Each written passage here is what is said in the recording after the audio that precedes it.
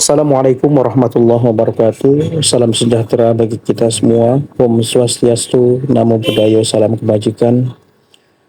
Teruntuk sahabat-sahabatku semua yang pada tahun ini mengikuti seleksi calon aparatur sipil negara, baik CPNS maupun P3K. Di dalam video ini kami akan mencoba membahas secara singkat dan padat mengenai karakteristik soal yang akan muncul nanti saat ujian seleksi. Dan bagi teman-teman semua yang menginginkan modul pembelajaran atau paket tryout, silahkan kunjungi di halaman deskripsi video ini. Untuk itu, mari kita bahas satu persatu, soal demi soal. Semoga ini nanti bisa bermanfaat bagi teman-temanku semuanya. Soal ujian SKB Apoteker Ahli Pertama. 1. Seorang apoteker ahli pertama di rumah sakit sedang melakukan sinkronisasi formularium nasional dengan formularium rumah sakit.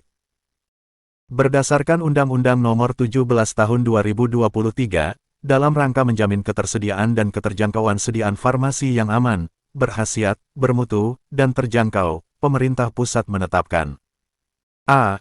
Formularium regional, B. E-katalog obat nasional, C.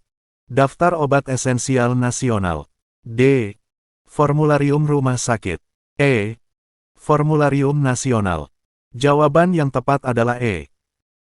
Pembahasan dari soal di atas yaitu, bahwa Undang-Undang Nomor 17 Tahun 2023 Pasal 106 Ayat 1 menyatakan bahwa pemerintah pusat menetapkan formularium nasional untuk menjamin ketersediaan dan keterjangkauan sediaan farmasi. 2. Apoteker ahli pertama di puskesmas menemukan resep antibiotik dengan dosis berlebih. Berdasarkan Kepmenkes nomor 13 tahun 2023, tindakan yang harus dilakukan adalah A. Memberikan obat sesuai resep. B. Menolak resep tanpa konfirmasi. C. Mengkonfirmasi ke dokter penulis resep. D. Memberikan setengah dosis. E. Mengganti dengan antibiotik lain. Jawaban yang tepat adalah C. Pembahasan dari soal di atas yaitu, bahwa standar profesi apoteker mengharuskan konfirmasi ke dokter penulis resep jika ditemukan ketidaksesuaian dosis untuk keamanan pasien. 3. Apoteker ahli pertama melakukan evaluasi penggunaan antibiotik di rumah sakit. Berdasarkan Permenkes nomor 72 tahun 2016, indikator yang tepat untuk mengukur kuantitas penggunaan antibiotik adalah A. Point prevalence. B. Cost minimization. C. Definite daily dose. D. Drug utilization 90%. E. Drug of choice. Jawaban yang tepat adalah C. Pembahasan dari soal di atas yaitu, bahwa DDD, Definite Daily Dose, merupakan standar pengukuran kuantitas penggunaan antibiotik yang direkomendasikan WHO dan tercantum dalam Permenkes 72/2016. 4. Dalam pelaksanaan pelayanan kefarmasian di puskesmas, apoteker ahli pertama menemukan ketidaksesuaian antara stok fisik dan pencatatan. Berdasarkan Permenkes nomor 74 tahun 2016, tindakan yang harus dilakukan adalah A. Melakukan stok opname tahunan. B. Membuat laporan kehilangan. C. Melakukan investigasi penyebab. D. Menghapus selisih pencatatan. E. Membuat penyesuaian stok. Jawaban yang tepat adalah C. Pembahasan dari soal di atas yaitu, bahwa investigasi penyebab ketidaksesuaian stok merupakan langkah pertama yang harus dilakukan sesuai standar pengelolaan sediaan farmasi. 5. Apoteker ahli pertama menerima informasi tentang kesalahan pemberian obat. Berdasarkan kode etik apoteker, tindakan yang harus diambil adalah A. Menyembunyikan informasi. B. Melaporkan ke media massa. C. Mendokumentasikan dan menindaklanjuti. D. Mengabaikan laporan. E. Menyalahkan petugas lain. Jawaban yang tepat adalah C.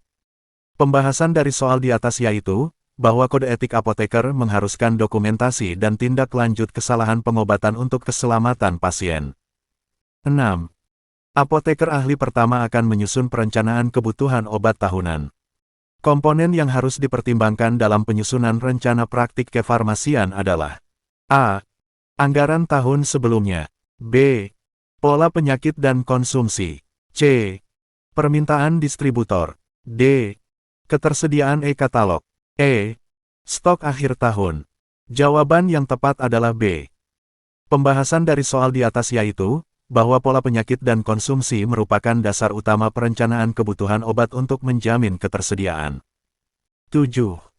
Dalam pengelolaan sediaan farmasi, apoteker ahli pertama menemukan vaksin dengan suhu penyimpanan tidak sesuai. Tindakan yang tepat adalah A. Tetap menggunakan vaksin. B. Memusnahkan vaksin. C. Mengembalikan ke distributor. D. Melakukan uji stabilitas. E. Memindahkan ke lemari es lain. Jawaban yang tepat adalah B. Pembahasan dari soal di atas yaitu, bahwa vaksin yang mengalami penyimpangan suhu harus dimusnahkan karena berpotensi membahayakan pasien. 8. Apoteker ahli pertama melakukan monitoring terapi penggunaan warfarin. Dalam pelayanan farmasi klinik, parameter yang harus dipantau adalah A. Serum kreatinin. B. International Normalis Ratio. C. Albumin. D. Hemoglobin. E. Leukosit. Jawaban yang tepat adalah B. Pembahasan dari soal di atas yaitu, bahwa INR merupakan parameter utama monitoring terapi warfarin untuk mencegah komplikasi perdarahan. 9. Dalam pelayanan farmasi khusus, apoteker ahli pertama menangani pencampuran obat sitostatika. Persyaratan yang harus dipenuhi adalah A. Ruangan dengan tekanan positif. B. Biological Safety Cabinet kelas 1. C. Ruangan dengan tekanan negatif. D. Laminar airflow horizontal. E. HEPA filter standar. Jawaban yang tepat adalah C. Pembahasan dari soal di atas yaitu, bahwa ruangan dengan tekanan negatif diperlukan untuk mencegah kontaminasi obat sitostatika ke lingkungan. 10.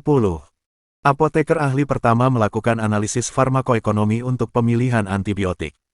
Metode yang tepat untuk membandingkan dua antibiotik dengan efektivitas yang sama adalah A. Cost Utility Analysis. B. Cost Benefit Analysis. C. Cost Effectiveness Analysis. D. Cost Minimization Analysis. E. Budget Impact Analysis. Jawaban yang tepat adalah D.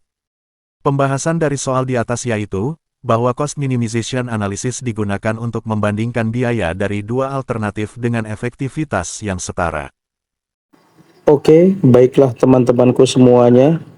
Demikian video singkat yang dapat kami tampilkan sebagai salah satu penambah wawasan hasanah keilmuan kita, terutama bagi kami tentunya dan teman-temanku semuanya.